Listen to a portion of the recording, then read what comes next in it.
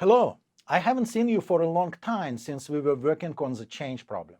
But today we'll work on a completely different topic called string algorithms. String algorithms are everywhere. Every time you spell check your documents or Google something, you execute sophisticated string algorithms. But today we talk about very different application of string algorithms. Sam Barnes gave a fantastic TED Talk when he was 16. He was talking about his life, and a year later, he died. Sam was suffering from a rare genetic disease called progeria. Children with this progeria, often with above average intelligence, look old already at age 10 and usually die in their teen years. But for many years, biologists have no clue what causes progeria, but in 2003, they figured out that progeria is caused by a single mutation on chromosome 1.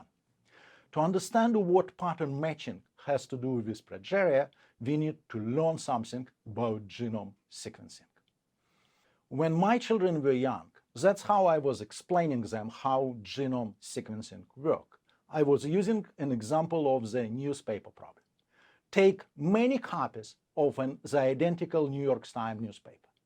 Then set them on a pile of dynamite, don't do it at home, and then wait until explosion is over and collect the remaining pieces. Of course, many pieces will burn in the explosion, but some pieces will remain. And then your goal is to reconstruct the content of the New York Times. A natural way to solve the newspaper problem is to consider it as an overlapping puzzle.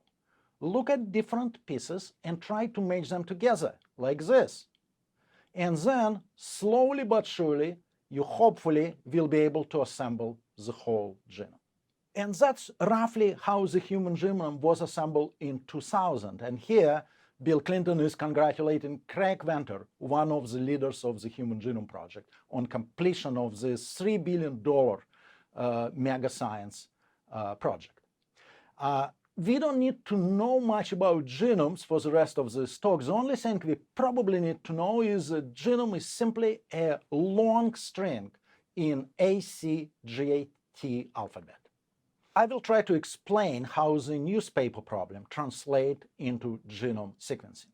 We start from millions of identical copies of a genome.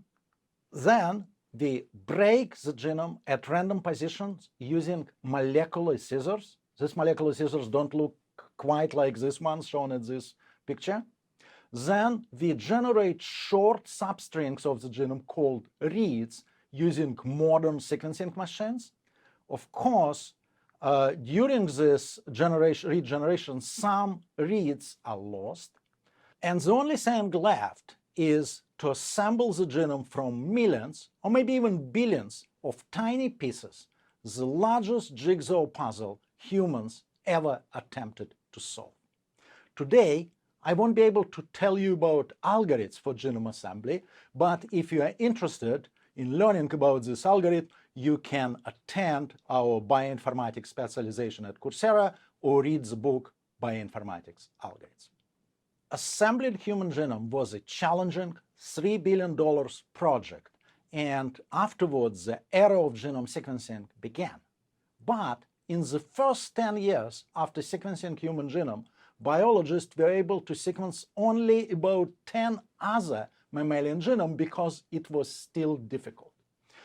However, 5-6 years ago, so-called next-generation sequencing revolution happened, and today biologists sequence thousands of genomes every year.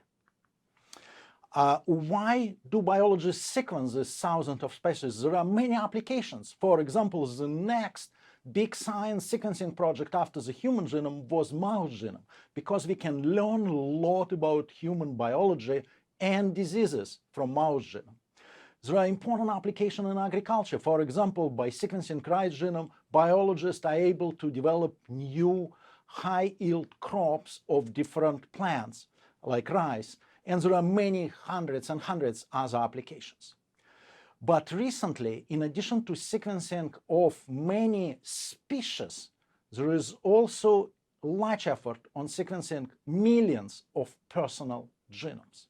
The things that make us different are mutations. However, there are surprisingly few mutations that distinguish my genome from your genome, roughly 1 mutation per 1,000 nucleotide. However, these mutations make big difference. They account for height, or they account for more than 7,000 known genetic diseases. 5 years ago, the era of personalized genomics started, and Nicholas Walker is a poster child of personalized genomics. He was so sick that he went through dozens of surgery, but doctors still were not able to figure out what is wrong with him. However, after his genome sequencing revealed a mutation in a gene linked to a defect in the immune system, doctors applied immunotherapy, and Nicholas Walker is now a healthy child. However, sequencing personal genomes from scratch still remains difficult even today. What biologists do today, however, they do so-called reference-based human genome sequencing. Let's start from Craig Venter's genome, assembled in 2000, let's call it a reference gene. And then let's start sequencing my genome by generating all reads from my genome. Here's the app. Some of these reads perfectly match to Craig Venter genome, but some of them don't. And based on these reads that do not match, we will be able to figure out what is my genome. For example, we can find a mutation of T into C and deletion of T in my genome as compared to Craig Venter genome. It brings us to a number of computational problems. The easiest one is the exact pattern matching. Given a string pattern and a string text, we want to find all positions in text where pattern appears as a substring. But our goal is to find mutations, and therefore we want also to solve approximate pattern matching problem where input is a string pattern and string text and an integer d, and we want to find all positions in text where pattern appears as a substring with at most d mismatches. I think you already have some good ideas on how to solve these rather simple problems. But think about this. Even if you have fast algorithm for solving this problem, would you be able to solve the next problem, which is to answer the question, where do billions of reads generated for me match the reference genome from Craig Venter? And this leads us to multiply pattern matching problem. Given a set of strings patterns and a string text, find all position in text where a string from patterns appears as a substring.